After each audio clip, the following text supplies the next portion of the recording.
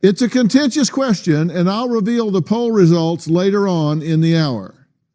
But first, Fox Nation host Tomi Lahren is no stranger to controversy, and even she was not prepared for the backlash she received when she posted a video calling men trash. This is a PSA for all the men out there and all the boys who think they're men, but they're actually boys. This is going to be the summer of canceling boys. All of my friends are attractive. All of my friends are successful. Almost every single one of them have an issue with men. If all of these women, including myself, are having issues, then I have to think it might not be us. It might be men. It is not just the guys in Los Angeles, Nashville, Dallas. Quite frankly, I think they're trash all over this country. I am tired of dealing with trash men. If you want to mix in people like me and people like my friends who are go-getters, please don't mix us in with the Tatianas. If we find out that you are also talking to 5 Tatianas who have nothing going on, Houston, we have a problem. It will be a cold day in hell when I chase a man. Not one single man on planet Earth is worth making any woman feel like she is not good enough. Well, Tomi Lahren joins me live from Nashville, Tennessee. So, Tomi, it's good to see you. How are you? I'm doing well here. Thanks for having me. So, did you get some fire in your life when you posted the video that you did? Of course I did. I mean, I'm a conservative talk show host, so obviously folks are not used to people like me, especially in the more conservative spaces, ever talking about men or critiquing men in any way, because obviously for so long it's been conservatives that have fought back against modern day feminism. But my video was more about dating. And it's rough out there. And finally, I just got fed up and decided to do a little PSA because maybe I can help educate men on what's going wrong. Maybe it is a breakdown in communication that is the problem. Well, you know, I saw it when you posted it, and I didn't get the big issue because what I understood you to be saying is, look, if you're going to be a jerk, then you're going to be a jerk, and we're going to label you that way. And women, you don't settle for that. These are boys, not men. And if they're going to act that way, let them act that way. But don't demean yourself by interacting with them. Did I miss the point, or was that the point? Oh, that's the point. But there are so many women out there that have really come into their own, that have really found their voices. And unfortunately, there are so many boys out there that have failed to realize that, and they've failed to catch up. And what you were saying is men need to go back to how men used to treat women. And tell me what you mean by that. Well, I think we can go back in history and generations past and say that men haven't always treated women perfectly. I don't think women are looking to be treated perfectly. We're just looking for someone who values value. And that was one of the points in my video that I wish men would really listen to. Well, you're not saying all males are trash. And, you know, we raised 2 boys, and I watched her educating those boys on how to treat women. And it's interesting that, you know, 20 years, 30 years later, I see that sticking. And I think that's what I heard you saying when you said you need to get back to treating women the way we used to, not covered wagon times, just getting back to some consideration. And I mean, Robin, that's what you heard when you watched this, right? Yes, exactly. I applaud you for embracing your role as a woman and just using it to educate men on showing respect to women.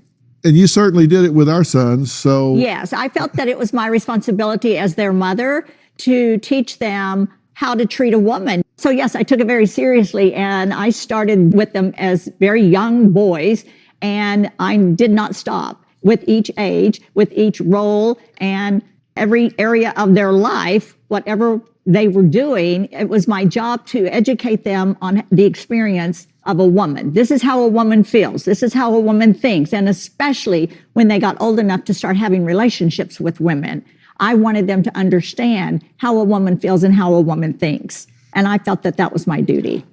Well, Tomi, you sure got the conversation going. I can say that, and that's a good thing.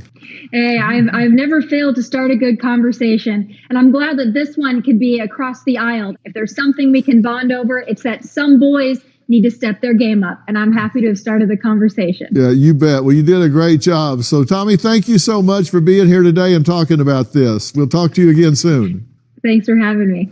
All right, we'll meet a man who says men need their own movement because white straight males are the most discriminated humans on the planet. We'll be right back.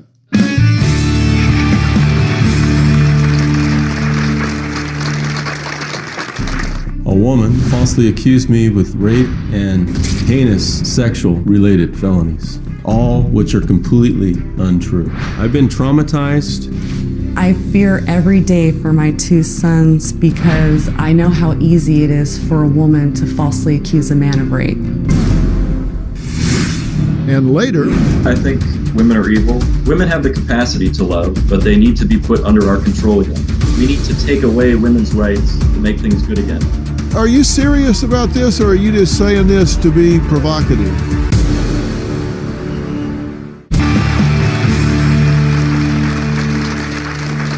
I'm talking today about the growing belief that straight men are being targeted and victimized by other sectors of society, particularly women.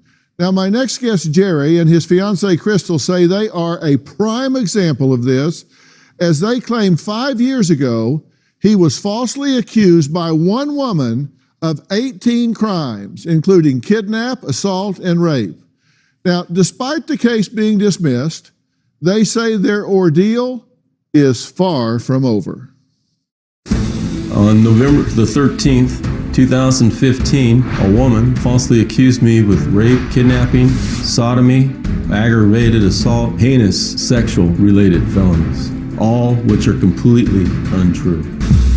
I got arrested and spent a month in jail with sex offenders. Your whole life just gets flipped upside down. No one investigated. They just wanted me to be a rapist.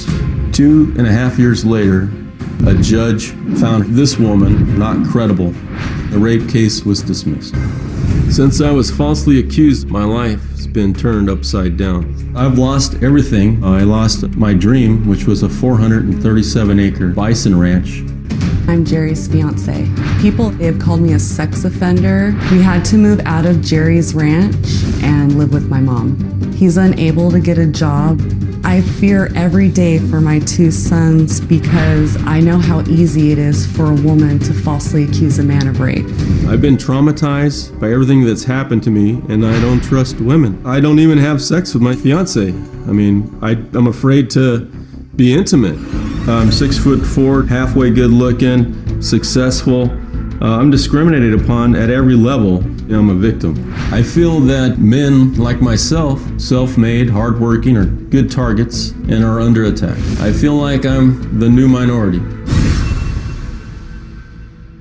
Well, Jerry, Crystal, thank you for being here to talk about this, because I know this is a painful subject for you, right?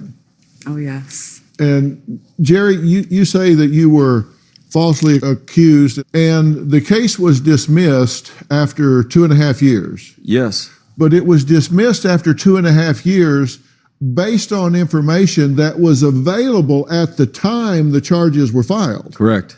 Give us a couple of examples of the kind of overt information that was available. There's an interview where we have audio where the law enforcement from Mariposa County interviewed the alleged victim, and they asked her if she saw a phone on the wall, a landline, since she said she was locked up for 3 days at my cabin. And she said yes. And they said, "Did you dial 911?" And she said no. "And did you try dialing 911 when he wasn't around?" No. And they went to the cabin. They saw that it couldn't be locked up. They knew that she went to the bar to have 3 or 4 tall boys before she went to do the report and come up with her story. They knew all this stuff. They even saw a picture on her phone that shocked me. She sent me this picture one day when I was working on the ranch of her bending over on all fours that says, "I'm horny." And the cops had that.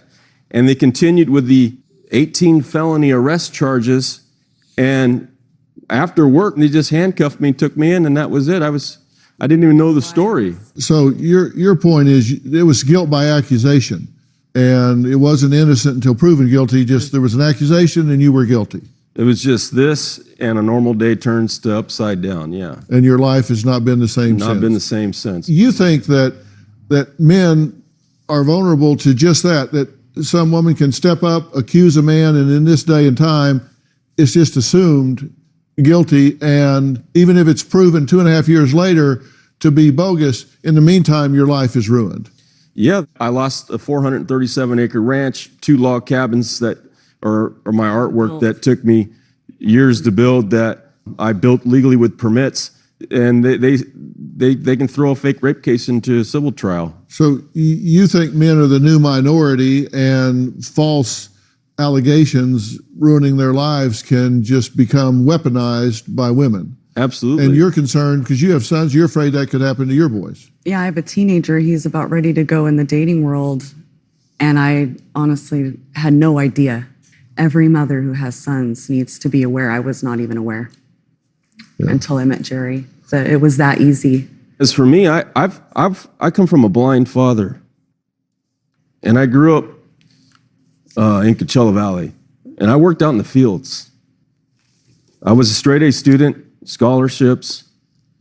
I worked day and night building my dream. And I didn't do anything. I just told somebody to leave.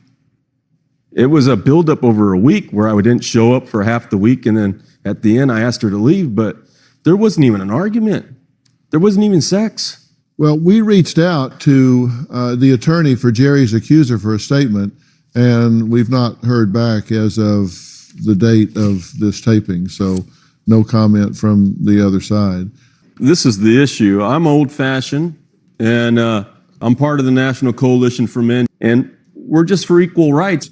We're going to add some other people to this conversation. I'll be meeting a leading men's movement activist who believes women expect men to make money for them and, if necessary, die for them. Now, I'm just reporting what people are saying. He'll be meeting 2 women who are infuriated by that claim. We'll continue this conversation next.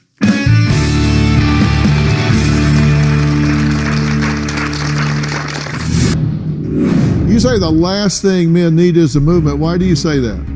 It's a little bit awkward, to put it mildly, to say that the people in power need a movement. Men have always had equality and then some.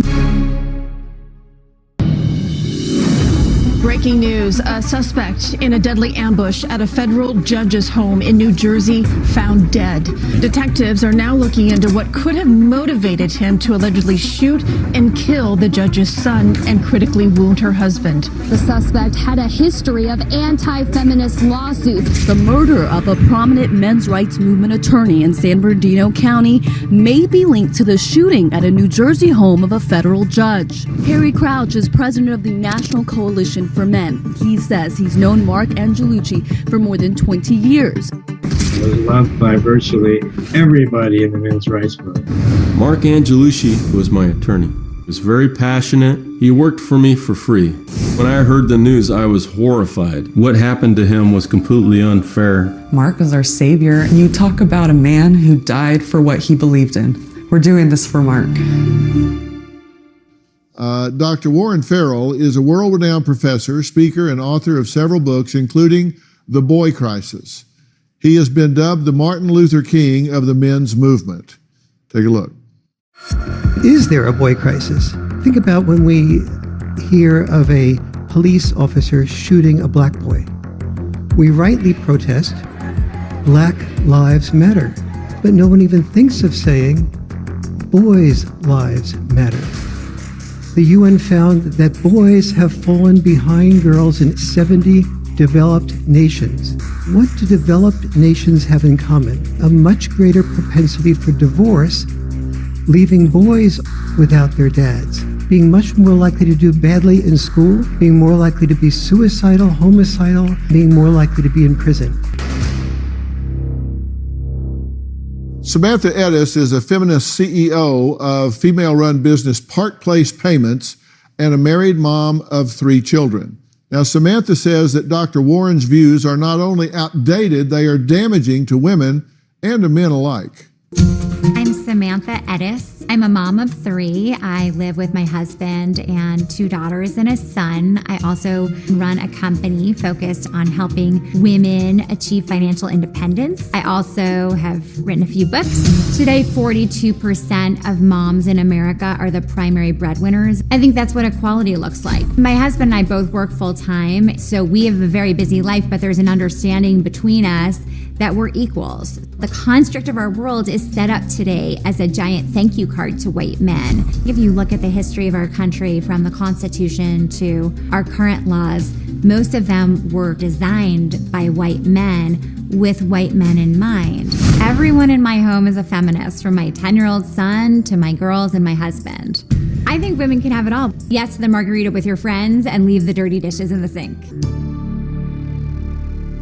Well, thank you both for joining the conversation. Thank you. I really appreciate it. Also joining us from Boston is lawyer, lecturer, and ardent feminist Wendy Murphy, who believes the last thing men need is a movement. It's a little bit awkward, to put it mildly, to say that the people in power need a movement when we think about movements as the things we hear about from either racial minorities or women or other classes of people who have suffered in some way and are marginalized. They're the ones who need a movement because they're just struggling to achieve basic equality. Men have always had equality and then some. Samantha, what do you think about this? I think it's so unfortunate because I think that men and women in some ways are suffering, and that when we achieve equality in race, in gender, everyone wins. And if we approached it as, okay, if women have economic equality, then men are also let off the hook a little bit. Then they have less pressure. So I actually think that saying I've looked at a lot of your views, Warren. A lot of what you say is that men are being pressured to be the breadwinner, but hold the door, right? Is that fair? Yes, yes. And I think if you look at it, the pressure will be off of men if we achieve economic equality. So I very much agree with Samantha. We have women, to the degree that they succeed and achieve, free men to not have to put all the pressure on men just to be the breadwinner and to experience what I call the father's catch-22. Men often experience, when they have children, they feel pressure to have this father's catch-22 of loving the family by being away from the love of the family. And that really, it hurts the children, it hurts the woman who doesn't have the support of the man. And to the degree that women are become equal economically is the degree to which that is minimized. We're all in the same family boat, Dr. Phil. When only one sex wins, both sexes lose. Well, but one of the things that I have to disagree with, or at least expand on, is when you're talking about this economic equality, you're defining currency in one dimension. And I've been married for 44 years, and Robin, who now at this stage of our life is very successful entrepreneur economically, but early on she chose to be a stay-at-home mom, and there is no amount of money that I could have spent to equate to what she contributed to the family. Then once she fulfilled that role, she said, okay, now I want to step out. And that doesn't mean that you can't be a working mom and do that as well. She just chose to do it in a serial fashion. But she's very economically successful now, but she was very economically critical to our family at that time as well. When those children come, women have 3 choices. They say, I want to work full-time, I want to be full-time involved with the children, or I want to do some combination of the both. And 40% of married women work full-time, 40% are involved with the children full-time, 20% are part-time workers. But oftentimes men in those same positions say, well, I have 3 choices too. Option 1 is I can work full-time. Option 2 is I can work full-time. And option 3 is I can work full-time. And we call that liberation, when in fact it's not liberation, it's an obligation to earn money. Yeah, I'm not seeing them get their violins out for you here. We have to take a break. We're going to meet a man who says his hatred for women grew so strong he started dating men. I don't think it works that way, but anyway, we'll talk to him next.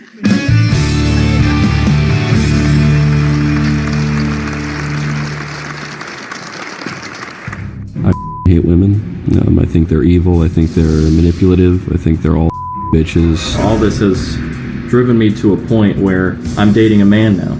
I literally have a boyfriend because I couldn't put up with women anymore.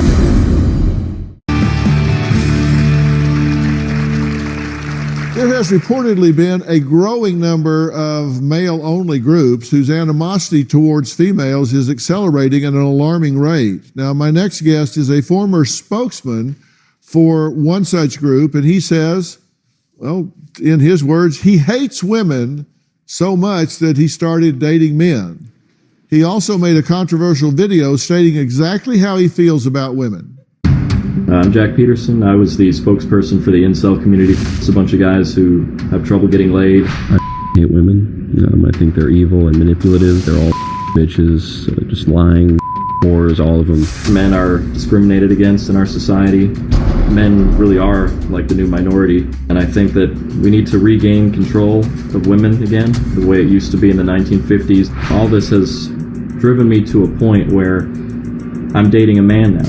I have a boyfriend because I couldn't put up with women anymore. I couldn't put up with being cheated on by women and being lied to and betrayed. And so I've pretty much gone gay.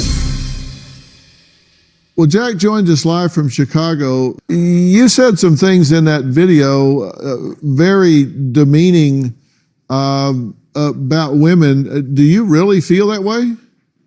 Yeah, I think women are evil. I honestly believe that women have the capacity to love. Women have the capacity to be good, but they need to be put under our control again. And now this is a show about men's rights, but I think it's more about women's rights. We need to take away women's rights to make things good again.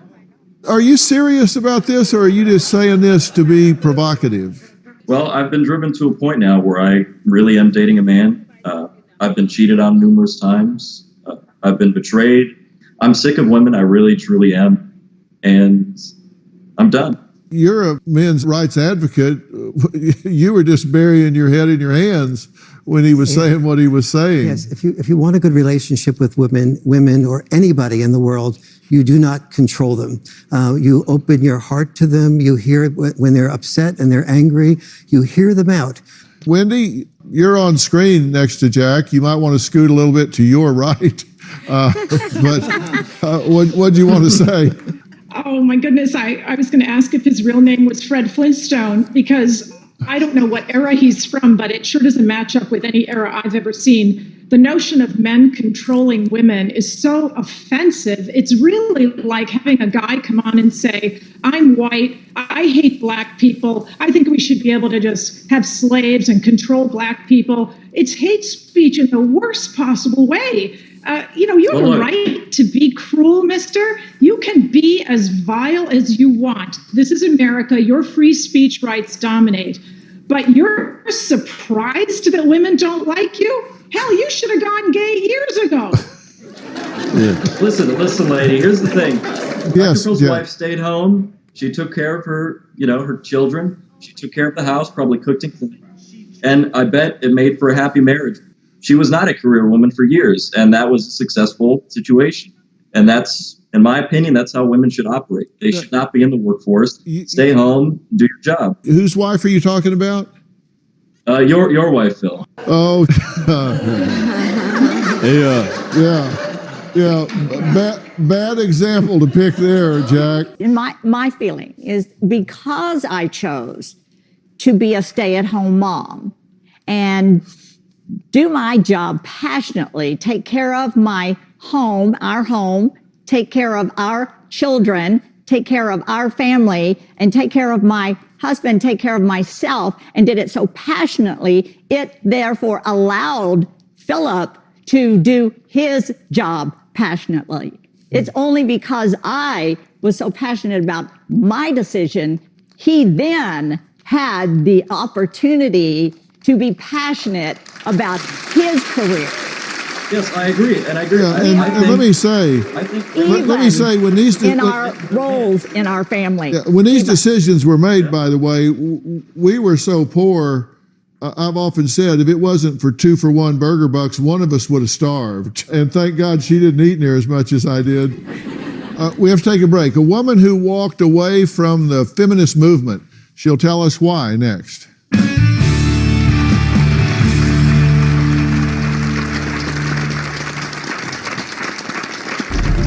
Men and boys are in crisis and they need your support. But if you start to talk about those issues, people get hostile. This is not flattering to men to talk about men's vulnerabilities. We're not blaming men. We just named everything bad after them.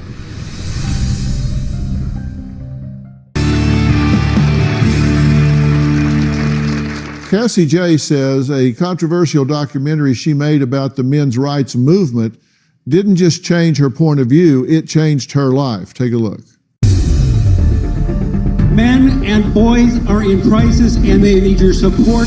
Every society survived based on its ability to train its sons to be disposable. 93% of workplace fatalities are men. 4 of 5 suicides. The family court system truly is biased against men. But if you start to talk about those issues, people get hostile. You are f***ing scum. Is the men's rights movement the gender version of the white nationalist movement? We're not blaming men. We just named everything bad after them. Well, joining now from San Francisco is Red Pill documentary maker Cassie J. So Cassie, thanks for joining us. Thanks for having me. How did this change things for you?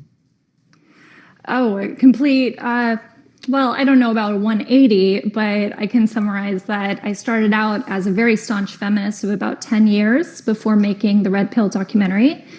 And after about 3.5 years until I completed the film, I no longer call myself a feminist. I'm also not a men's rights activist, but I definitely see both sides, and I find myself somewhere in the middle where I can understand both perspectives. What was the biggest revelation to you when you got into your research and started talking to some of the participants in the documentary? Gosh, well, I mean, the laundry list of men's issues just goes on and on and on, and we don't have enough time to discuss each one, but suicide rates, 78% of all suicides are men. Workplace fatalities, 93% in the US are men. There's child custody issues, there's child support, imprisonment for failure to pay child support. There's many, many, many issues. I could go on and on if you'd like. I find it interesting that some of those things that you're describing don't get much airtime in terms of the suicide rates, the fatality rates on the job, and that sort of thing. That's not the kind of equality that women talk about wanting. Yeah. They want different kinds of equality, but there are risks associated with that as well. And you agree with that, right? Absolutely. I think that, as we gain equality in this world, we're going to see a lot of discomfort and a lot of things that make both sides uncomfortable. And I think what we've seen from your conversation is that there's actually a lot more common ground than we realize, but it's when nobody speaks. I mean, obviously we have an extreme here with Jack, and I think everyone here, I know I feel sorry for Jack. I feel that he's obviously suffering and feels that by other people's suffering, he will alleviate his own suffering, and that's not the case. It doesn't work that way. I am suffering, and I've suffered at the hands of women. And as far as taking away women's rights and what I talked about before, I think that would be a better situation for them where they would be happier. And when you say less rights, what kind of rights are you saying should be taken away from women? Well, I don't think they should have the right to vote. I don't think they should be allowed in the workplace. I think they should, honestly, I think they should be forced to stay home and submit to a man. Yeah.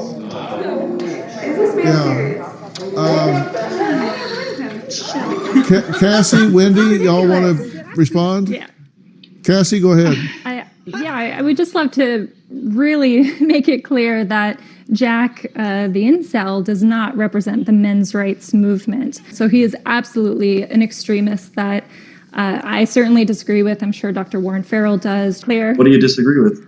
Oh, every men's rights activist that I met while making my film, The Red Pill, believed in and supported women's rights, and they are for human rights, which is why they also care about men's rights. But women are less than men. Women are lower than men. Oh, come on, Jack. I truly believe this. Our men's rights. If one wants to understand the men's issues movement, see Cassie J's Red Pill, and also pay attention to exactly what you were talking about before, about what's happening in courts. Is a lose-lose situation with fathers. Women need the help of men to raise the children, and what's often happening with boys today is that the boys that are part of the boy crisis resides where dads do not reside. Children who are not raised by dad, don't have dad involvement, are hurt in more than 50 different areas, including suicide, drug addiction, homicide. Sure. Yeah. You know, Mr. Farrell, can we just agree on one thing? That if Jack is the man in the family, the children and the mother should run like hell in the other direction, because you don't need him. It's better to have a one-parent family, one woman, than have him anywhere near any child or any woman ever. Can we agree about that?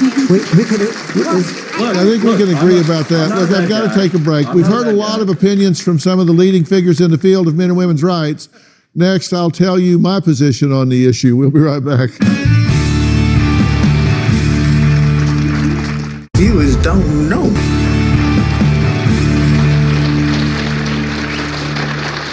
Are we as a society discriminating against and attacking men for simply being who they are? Or are certain groups of men being emasculated by the steady growth of the women's rights movement?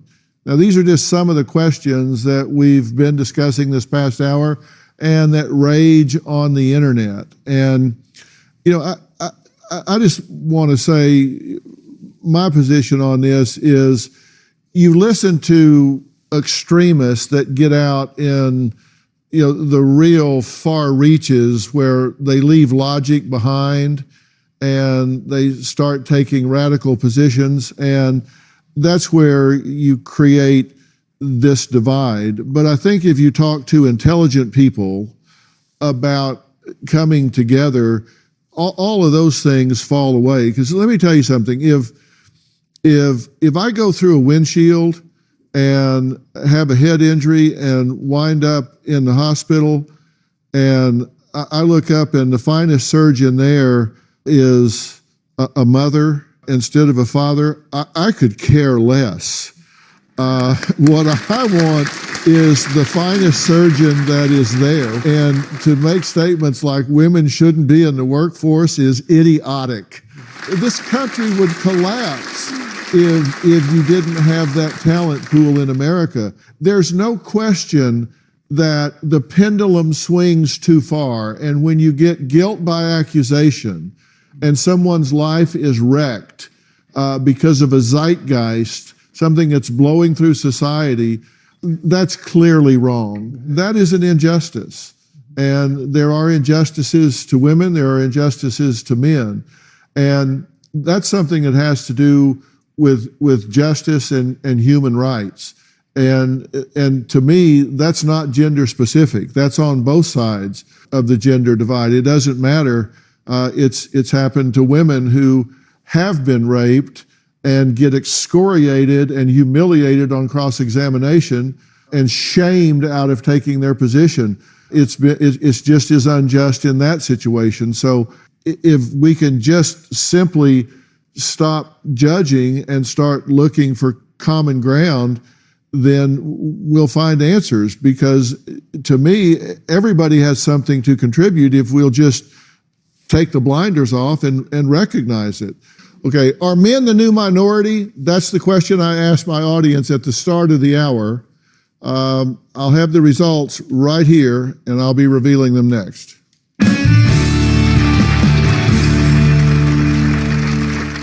Earlier in the show, I asked the virtual audience this question: are men the new minority?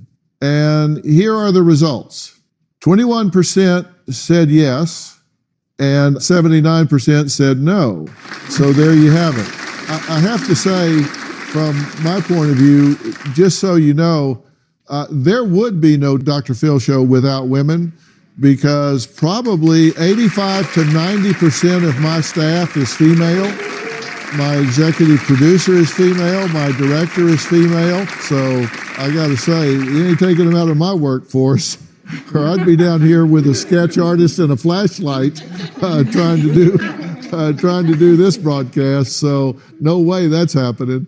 I want to thank all of my guests today, seriously. And for more information about today's show, log on to drphil.com. I know the conversation will be hot and heavy.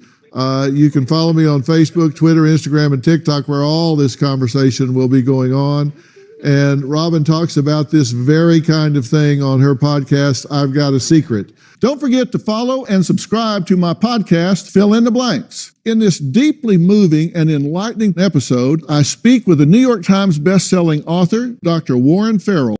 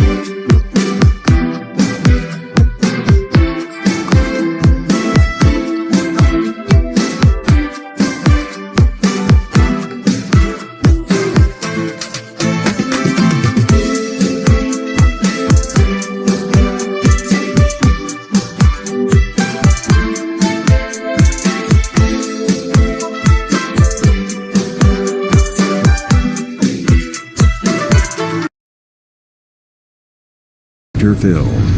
I don't think that I'm a cold-blooded murderer. A wealthy New York socialite accused of poisoning her son. When you checked in to the Peninsula Hotel, did you believe he knew this is my death house? She claims she killed him. It was to protect him. To save him from alleged abuse. You had money, you had means, passports, why not run? That sounded crazy to me. But ending your child's life does not sound crazy to you? From behind bars on Rikers Island. Did you get on top of your son and force feed him the pills? No. The exclusive interview. The only eyewitness you killed. Who gave you the right to end this child's life? Now, from New York City, here's Dr. Phil. Today, an exclusive interview behind bars with the multi-millionaire Manhattan socialite accused of the unthinkable, murdering her own 8-year-old son. Former high-powered pharmaceutical executive Gigi Jordan says this was a murder-suicide gone wrong and claims she only killed her son to protect him. Gigi admits she checked into a ritzy hotel on Fifth Avenue armed with nearly 6,000 prescription pills and poisoned her son with a lethal combination of Ambien and Xanax, washing down the pills using a syringe full of expensive vodka, orange juice, and crushed up hydrocodone. Gigi is on trial for murder right now in New York City.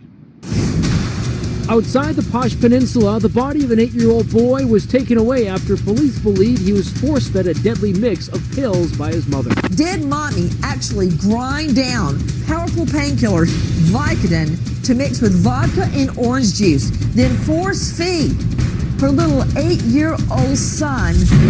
Police race to a $2,000 a night hotel suite. There they find an executive mom, Gigi Jordan, sitting on the floor. Police forced their way into the 16th floor room where inside they found a suicide note, the boy's lifeless body on the bed, and his mother slumped nearby, babbling incoherently. The deadly discovery came after the woman emailed family in her native Belgium saying she was planning to kill herself and her son. The little boy, by all accounts, according to his teachers, a mute. He couldn't scream out or complain. Jordan claims the boy's father had been sexually abusing him, and she believes she was saving him from a life of torture. Prosecutors described the mercy-killing defense as hollow. In court papers, Carrie O'Connell, the lead prosecutor, wrote, "While the defendant has a right to a defense, she does not get to simply conjure one from the ether." Today, one of Jordan's attorneys, Ron Kuby, demanded a mistrial because he said the judge did not allow the jurors to hear evidence that might have proved Jordan's ex-husband, Ray Mira, was trying to kill her, which led to her emotional instability. All I can tell you is that Gigi has a story to tell of how this unfolded and what happened to her and what happened to Jude, and she's going to tell that story. Gigi Jordan says she planned to kill herself and her son because she believed her ex-husband Ray had mafia ties and planned to kill her. Gigi says if she died, she was terrified custody of Jude would go to his biological father, a man Gigi claims abused the boy. The allegations Gigi Jordan has made are absolutely refuted by both of her ex-husbands, and neither man has ever been charged with any crime. Across the water is Rikers Island, home to one of New York's most notorious correctional facilities. Inside, Gigi Jordan is awaiting her fate. Let's talk about what happened and why you're on trial. On February 3rd of 2010, you took your son, Jude, 8 years old, and you checked into the Peninsula Hotel, correct? Correct. Sometime over the next 48 hours, you took his life. Yes, I gave him medication that resulted in his death. You killed your son, Yes. and you did so intentionally. Yes. You also sought to take your own life Yes. by taking these pills, these medications. Correct. We're going to talk about why in a minute. You're riding up the elevator to the 16th floor. What are you thinking? I'm not thinking, I'm terrified. As you walked through that door, did you know you were going to go into that room and kill that boy and yourself?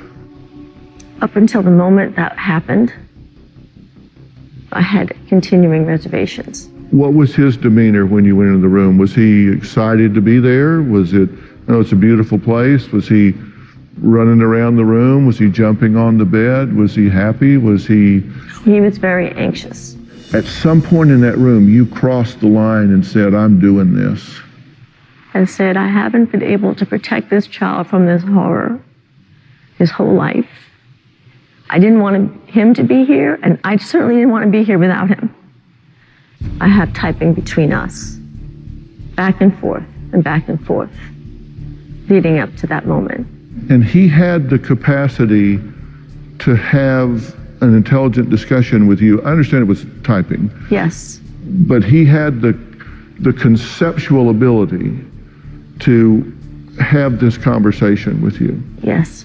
Did he know why you were taking him to the peninsula? He knew. We had been talking about this for approximately 3 days. When you walked through the doors of the peninsula, you believe he knew this is my death house. No, I don't know that he knew this was his death house. This was something that we were discussing back and forth. He would say things to me like, you're too weak. You know this is the only way out. They're going to get me. They're going to get you. So up until the very end, there was back and forth about whether or not this was the only way out. Did Jude encourage you to take his life? Jude and I talked a lot in the prior days about the ongoing threats to my life and what would happen to him, and his fears that he had been expressing over a couple of years, over the time that I was able to separate him from his biological father, who had horrendously sexually abused him over the earlier course of his life, up till he was 6.5 years old, when he found the courage to tell me about the abuse. I had assured him 50, 60 times a day in response to his terror. He'll find me. He'll kill me. He's going to kidnap me and take me. He's going to get me. If he finds out I've told, he's going to get me. So where was he when you gave him the first medication, and what did you say? I didn't say anything. Jude at that point understood. He'd been taking medications for most of his life. He understood what was going on. So you handed him some pills to take? Yes. How many at one time? I don't know. I would hand him 6 or 7 pills. And he could swallow them? Yes. Did he know what you were giving him? I don't know that he specifically knew. He was used to these medications. He knew about some of them. This is what happened, Dr. Phil. Did he know when you put those pills in his hand? Did he know this is it? I think so. We're doing this? Yes. And you gave him about 50 pills? Something like that. 15 or 20 Xanax and 30 or 40 Ambien? Yes. You also say that you crushed up some pills because they had hard edges on them and it was difficult for him to swallow. They were large pills, hydrocodone. They were this big and they needed to be split and crushed. Was a syringe ever used?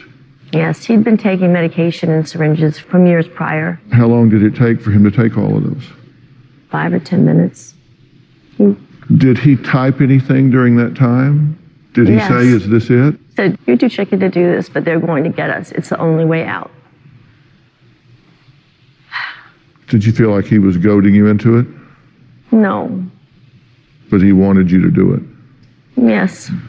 Was he afraid? I don't think he was afraid. I think he was afraid of being alive. So you believe once he got in that room and you started giving him the pills, you think he knew? Yes. Did he hug you? Did he? Yes. Did he hold on to you in those final moments? We held each other in the end. We held each other. Once he took the pills, I held him and he held me and he said, God will forgive you. He knows everything that you've done to try to help me. He typed that out? And how long before he lost consciousness? He was asleep and then maybe 15 minutes, 20 minutes. And how long before your son died? I don't know. Right now my head isn't clear, but I think they say it was like 24 hours, something like that. There is speculation that he fought you, that he did not want to take the pills, and that you jammed them down his throat, that you used the syringe, that he was bruised on his nose and his mouth and his chin. Did you get on top of your son and sit on his chest and force feed him these medicines? Jude Mira's biological father, Emil Chekhov, vehemently denies all the accusations Gigi Jordan makes against him. We reached out to him to offer the opportunity to participate in the show and tell his side of the story. We did not hear back from him in time for our broadcast deadline. Emil Chekhov has not been charged with any crime. I just don't get how it is rational, even under the pressure you were at the time, to not do everything else first before you did what you did. Who gave you the right to end this child's life? We now return to Dr. Phil's interview with New York socialite Gigi Jordan. Gigi Jordan testified that after checking in to the Peninsula Hotel, she fed her son 50 pills. 15 minutes after Jude swallowed his final capsule, Gigi says he, quote, fell asleep on the bed. But prosecutors claim bruises on Jude's nose, chin, and chest indicate that she got on top of her son and force-fed him the poisonous mix of pills and also used a syringe to give him liquefied hydrocodone. She insists she panicked when she realized her son was dying, and the bruises are a result of her frantic efforts to revive him.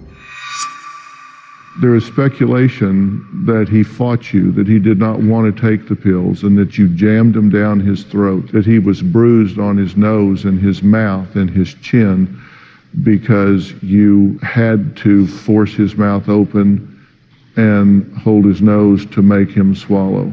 No. We had a forensic pathologist testify that the bruises on his chest, his nose, and his chin were related to the CPR that I attempted to administer at the end when I heard his called agonal breathing, which is when you know that someone's really at the end and dying. But you wanted him to die. You wanted him to be safe. Dr. Phil, it's not that simple, you know. It's really not that simple. It's the last thing I wanted. I wanted him to be safe. These words kill, death house. I wanted him to be safe. I didn't want him to be raped or tortured anymore. I did not. The last world I wanted was to lose my son. My son was my whole life. He's still my whole life. He's the reason I'm here telling you this story. When did you take the pills that were to kill you? He took the pills late that night, 12 midnight, something like that. And then he passed, I don't know, sometime on the 4th. And then I wrote a 20-some-odd page suicide note trying to tell everything that had happened. And that suicide note was sealed and not admitted by the court in my trial. I owed it to you to learn and study what did not get into that court. So you check in at 8 p.m. on the 3rd. So early morning of the 4th, somewhere in there, you give him this fatal overdose. The next morning, you're still there. You haven't taken any medication and you're working on this suicide note. I'm writing the suicide note, yes. Okay. There's evidence that you had someone from the front desk come mail 2 letters. Yes. I wrote a check for $8 million to Doctors Without Borders, and I wrote a check for $12 million to the American Cross Haitian Relief Fund. So while you're writing these checks, you're in the room and Jude has passed. He was unconscious, but he was still alive. Did you think, I need to stop this, I need to get him help? Did you question yourself?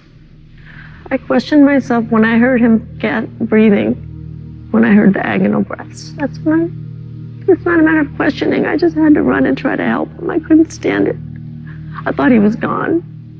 Okay. So when you tried to help him and could not, you remained in the room with him for quite some time.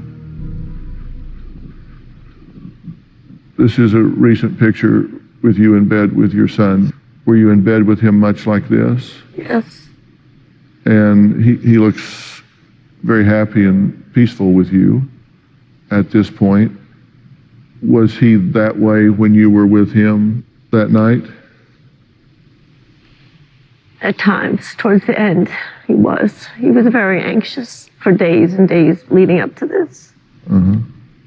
If I can show you another picture, it ended very, very differently. This is him taking him on a gurney outside the hotel. So at some point you took the medications to end your life. Yes. And when you took them, you knew Jude was gone. It was okay for you to go. Yes. You're a nurse. You had lots of medicines there. Why did you fail? Dr. Phil, I took over 60 milligrams of Xanax. Okay? I took over 50 milligrams of Ambien. I took 10 hydrocodone, and I drank vodka. When the email was finished, I sent it to numerous people. I sent it to attorneys I had reached out to help me. I sent it to law enforcement. I sent it to family members. One of my family members called the police. The police came, but I'm told by one of the detectives who testified that I was screaming, retching, vomiting. And the other officer, there's a tape recording where he says she's barely alive. I assume that because I was found early enough that that's the reason I didn't die. As you sit here today, did you do the right thing? Would you do it again?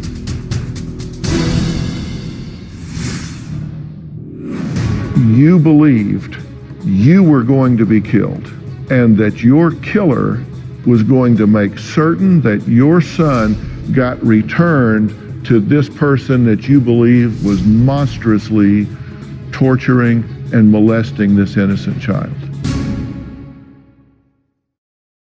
We now return to Death on Fifth Avenue. Millionaire mom accused of murdering her son speaks from Rikers Island. Jude Mira spent his final hours alive right here at the Peninsula Hotel.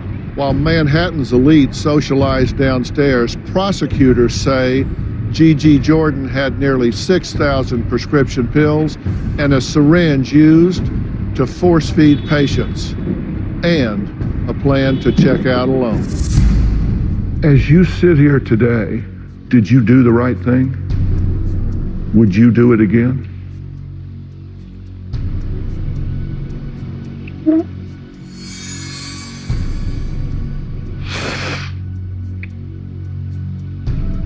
When you fear for someone's life and you fear for your own life, I don't know. Could I have tried more things? I tried so many things. Knowing what I know now, I don't know. I certainly did not want my son gone. Certainly didn't want to be here without him and love him more than anything in the world. You touched my head? Was this a mercy killing? Mercy killing says to me, someone's suffering and you just want to put them out of their misery in some way. That's not what this was. What was it?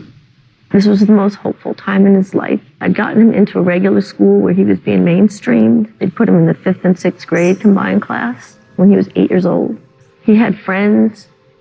I couldn't believe that someone who'd been through what he'd been through had the hope that he had about life. This had nothing to do with that. It was to protect him. You talk about systematic torture of Jude Mira, inadmissible. June's own words about the torment he suffered, inadmissible. You detail what you say he reported to you and others about horrific, systematic torture and sexual molestation, humiliation, degradation. Yes. And your position is that you believed you were going to be killed and that your killer was going to make certain that your son got returned to this person that you believe was monstrously torturing and molesting this innocent child. Yes. And for that reason, you said our only way out is death. Having tried every imaginable avenue possible. But did you run? I made efforts starting as early as 2008 when I started to understand some of these things about Mira and the danger he posed. But you never reported it to the authorities. I did report it to the authorities. You filed complaints yes, with the police. my 3 different therapists filed it with Child Protective Services. No, I'm talking about you. I went through the therapist. If somebody is hurting your child, you call the police, you call 911, you call the cops. I did not believe that the police, and I was told through my therapist that they wouldn't believe it, they didn't believe it, and that they wouldn't make a police report because the police would never prosecute this. He can sit with an investigator and type out what he's saying to you, correct? I'm just telling you what I was told. No, I'm just asking, could he do that? I eventually did go to law enforcement. I went to Wyoming, Dr. Phil. They didn't believe me. They didn't believe him because he was terrified. They propped him up on a medical table and said, type about the abuse. And when he didn't, and when he was afraid and he withdrew his hand, they said, oh, this is made up. This isn't true. But what I'm saying is, did you do everything you could do short of ending that child's life? You had money, you had means, you had passports, you had unfettered custody and control. Why not run? We now return to Death on Fifth Avenue. A mercy-killing defense, a sane mother viewing death as a reasonable option for her child, followed by what was supposed to be a suicide. As a mother who loved her child, she engaged in what is called altruistic suicide filicide. Jordan and her lawyers alleging the boy's biological father abused the boy sexually and was a constant threat, although he denies it and is not charged with any crime. Let's assume, for argument's sake, that what he reported to you was true. We don't know that because you never saw it happen. All you know is what he told you.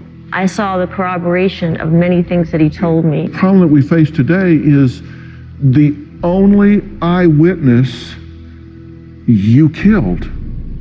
No, that's not true. I have people that he typed with independently about the abuse. That's how he communicated. Dr. Frank Putnam is a psychiatrist and a professor of psychiatry at the University of North Carolina School of Medicine. He did not testify at Gigi's trial, and although he never met the child, Dr. Putnam has reviewed Jude's medical records and the messages Gigi says the special needs son typed on a BlackBerry about his alleged abuse. Here's what he had to say. Jude had very little spoken language, but he had very good keyboarding skills. And this was noted in the record by a number of physicians, and it's documented that he was able to type on a computer and even type on a BlackBerry at times. And he used these to communicate with his mother, he used this to communicate with his therapist, he used this to communicate with his teachers in school, with his classmates. There are many examples of Jude being able to actually write on a little BlackBerry. Jude was able to communicate what happened to him using the texting. I've seen this kind of texting with a number of children now, and I'm quite struck, even though they may not be able to speak, and many people assume that they must be in some ways mentally retarded or challenged, that they often can text at very high levels of language. I've read hundreds of pages of Jude's text. Much of it is just very simple stuff about what he wants for breakfast or what he wants to do or what he doesn't want to do, but he has very poignant passages where he's talking to teachers, to his mother, about how he feels. This is not so unusual. I've seen other children who use now primarily tablets to text. There are many children out there who cannot speak but are actually able to communicate fairly well using a tablet or some kind of a keyboard device. I made attempts to make legitimate reports to CPS, the FBI, the U.S. Attorney's Office. No one did anything. No one believed me or Jude. And I had a lawyer get me an expert on how to disappear. He said, get several suitcases and get cash and go to the Bahamas. And why did you not do that? Dr. Phil, that sounded crazy to me. That sounds crazy to you, but ending your child's life does not sound crazy to you? Sounds crazy to me that I should have to be, and he should have to be in a position where no one would believe or help us. The craziest sounding thing of all is ending a child's life before you have exercised every potential option, right? If one option is take cash and go live on the beach in the Bahamas, isn't that better? Do you think that me alone in the Bahamas with an 8-year-old child with tremendous needs, educationally, therapy-wise, medical needs, do you think that a guy who's associated with the mafia who wants me dead isn't going to find me? This isn't just a guy who was pissed off and people are killed for a lot less money. He has denied that. He has never been charged. What would he say? Of course he would deny it, but he's never been charged. His company, Allianz Healthcare, was indicted. But he was not. You had money, you had means, you had passports, you had unfettered custody and control. Why not run? To run would make me only more vulnerable. But how does that make sense if the alternative is to end your child's life? I equate it to battered women syndrome. When someone has been harassing you, stalking you, terrifying you, abusing your child, there comes a point when you ask me, would you do it differently? Ask a battered woman that. Why not institutionalize him under an assumed name somewhere with high security that they can't get to? I want my son in an institution. You said he had friends, he was hopeful, he was happy, and it's that time that you choose that option? I felt completely incapable of protecting him. That's all that I can tell you. Whether that was rational or not, I can't say, but I don't think that I'm a cold-blooded murderer. We reached out to Ray Mira and invited him and his attorney to appear on the show. His attorney, Ray Raskoff, provided us with this statement. Mr. Mira has received multiple requests from the media for information concerning the Gigi Jordan trial. Mr. Mira remains deeply saddened by the tragedy of Jude's death and regrets the need to again deny the false and irrational allegations that Miss Jordan has made against him.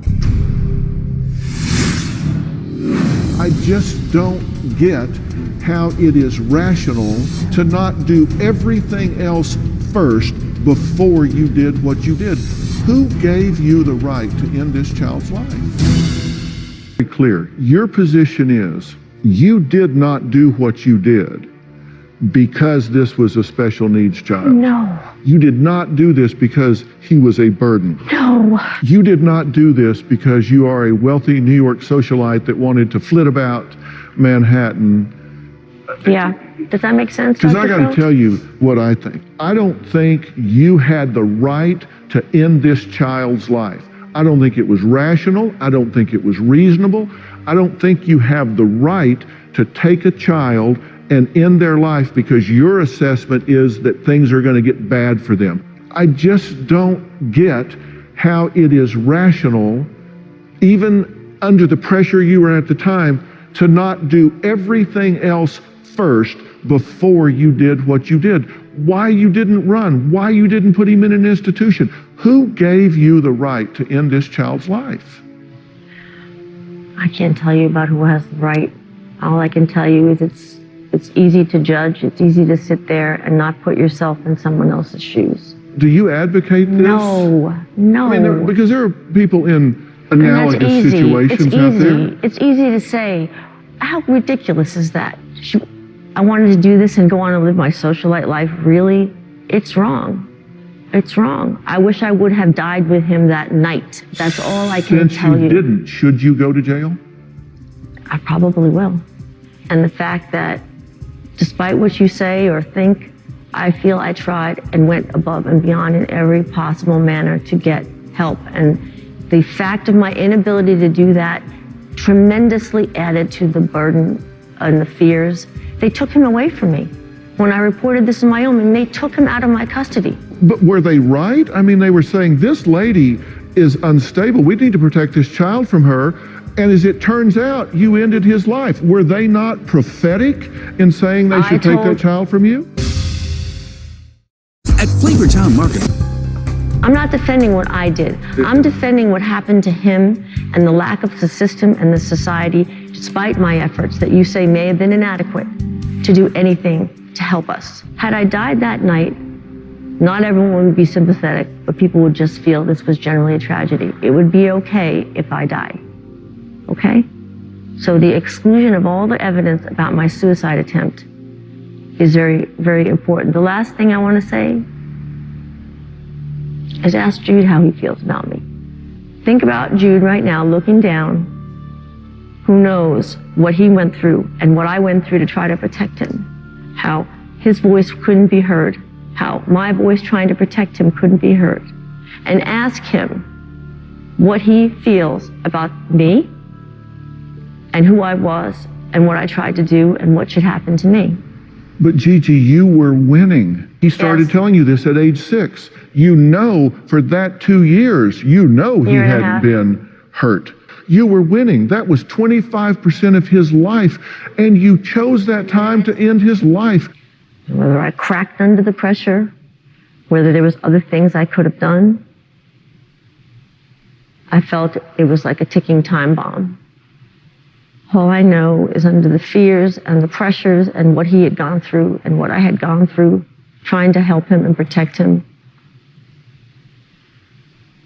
Okay, look at this video for me. What's this letter? J. Up, down. You do the big one? I saw 2 different videos of Jude. Many autistic children do not relate directly to people. Jude was very related. You're so fast, Jude. He was very involved and related. He made good eye contact with people. He listened to people. He watched people. If people were talking about him, he knew that and would smile when they said his name. He was very interactive with adults. He listened to adult conversations. We don't see that classically in autistic children. Well, Jude was seen all over the country in the hopes that some expert could find out what was the matter with him. Gigi was taking her child from hospital to hospital. She was consulting the best specialists. She was doing everything a parent could do. Jude received many extensive medical workups. He received very extensive kinds of testing, both for his autism and for his medical conditions. So he really got the $1 million workup. This precious boy. Yeah, I really wanted him to die, Dr. Phil. You can see that from our interaction, right? You can see that this is someone I didn't love and care for more than anything. It's very obvious. I wanted him dead. I didn't want him in a home where someone else could watch him because I didn't care about him. I wanted him to die. That's what that film tells you, right? I asked you in the beginning, if you had this to do over, would you end his life again? I would have done a better job of making sure I ended my own. That's what I would have done. That's what I would have done. Your pet was born to love meat. Feed a high-protein, meat-rich formula to satisfy their wild. This is the second tragic story that we have covered this year where a mother chose to kill her special needs child. If you are a parent of a special needs child, you need to know, no matter what the circumstances, you do not have the right or the moral empowerment to make the decision to end a child's life. There is always a better choice. Now, if you are a family coping with autism and you need support, you can go to autismspeaks.org.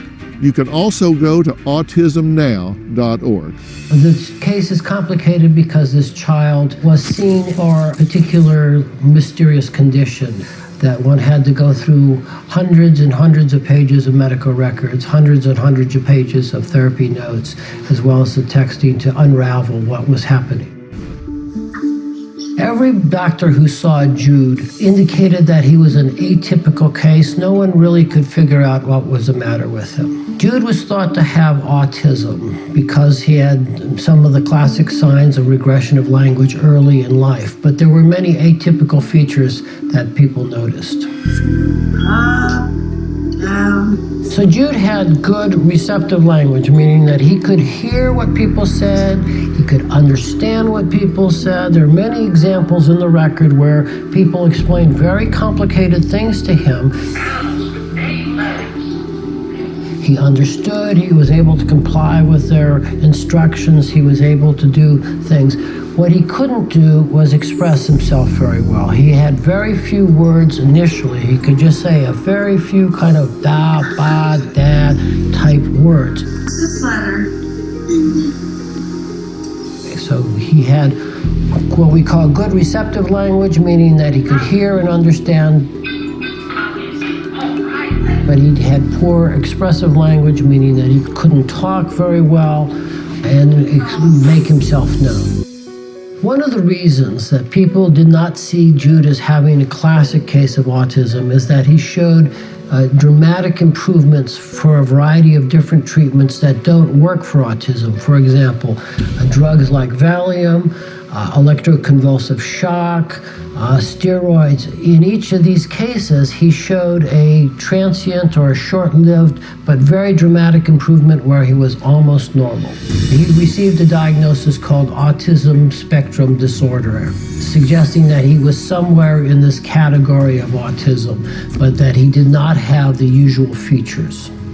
If you look in the medical record, you see in addition to the workup for his autism, he was having many weird things happening to him. Jude had difficulty urinating, but he never actually had urinary tract infections, and no one could understand what these difficulties were due to. When they were working up one of Jude's urinary tract infections or apparent infections, which they found that he had very high levels of a stress hormone called adrenaline. And these levels were so high that they thought that he had a tumor of the adrenal gland. And so he underwent a very extensive workup at several hospitals to look for a tumor, and no tumor was found. There was no explanation for these high levels, which were documented in several hospital laboratories. And we find that this is one of the hormones that gets raised in very high levels as a result of stress. Out of all the cases I've done, this is the most complicated case I've ever seen. This is an enormously tangled web in which you have to look at the forest and not the trees. I'll set the alarm, and when it's over, it's over. I looked at the case as if it were a Munchausen's case. I would say that there are a number of things that make me think that this was not being done by Gigi. One is that she gave very clear histories and physicals each time. She didn't distort any of the lab values. Every time she went to a new doctor, she gave a very coherent history of what the last doctor had done, what the test findings were. I went through the records looking to see how her history corresponded to what the actual medical record was, and it was spot on. What you see in those parents who bring those children to the hospital who are creating the disorder is they give you very fuzzy histories, they omit stuff. It's a very big red flag, and because I can see what Dr. A did and I can see what the mother told Dr. B, I know whether she's telling Dr. B the truth about what happened with Dr. A. In every case, she was spot on. She was telling exactly what went on. She had all the lab values, she had all the x-rays, she knew exactly what was happening to her child. I want to point out Dr. Putnam was hired by the defense to render a professional opinion based solely on a review of the child's medical records. He never actually saw the child himself, as he was retained after Jude's death. According to Dr. Putnam and Ms. Jordan, the jury was never allowed to hear Dr. Putnam's testimony or review his written opinions. I, of course, have no opinion of the child's communication capabilities, as I never had the opportunity to meet or evaluate the child myself. The allegations Gigi Jordan has made in her court testimony and in this interview are absolutely refuted by both of her ex-husbands. I want to give a special thanks to the New York City Department of Correction and to Rikers Island Correctional Facility for their cooperation.